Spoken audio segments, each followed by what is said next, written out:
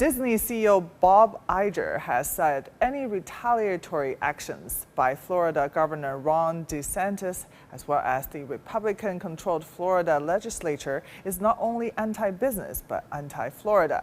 This comes after Disney opposed Florida's Parental Rights in Education Act, which restricts classroom discussion of sexual orientation and gender identity. Terrett reports.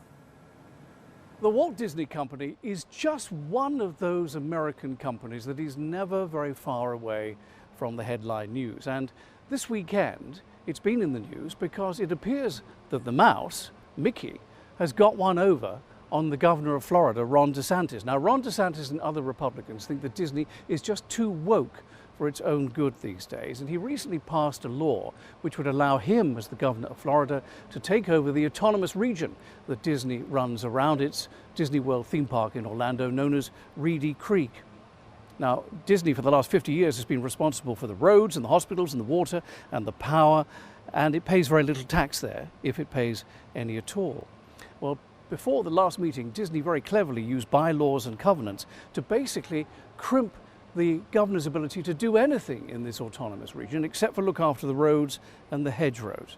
They even used language that stretched back to the days when a king ruled America rather than it being a democracy with a president. It all means there will be legal battles for many months to come. But on Monday evening, there was a shareholders meeting, both virtual and in person. Bob Iger is the new CEO, recently took over from Bob Chapek. Iger used to run the company, he retired, but he came back.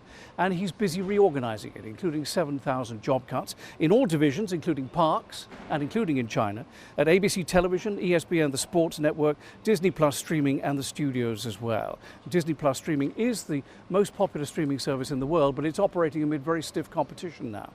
The shareholders at the Monday shareholders meeting backed Bob Iger and all he is doing, and the chairman, and future board nominees. Bob Iger said that Disney products like Marvel, Star Wars, Disney itself and Pixar would all remain exclusive to the company, but other products might occasionally, he said, be farmed out to third parties, by which we took that to mean Netflix as an example.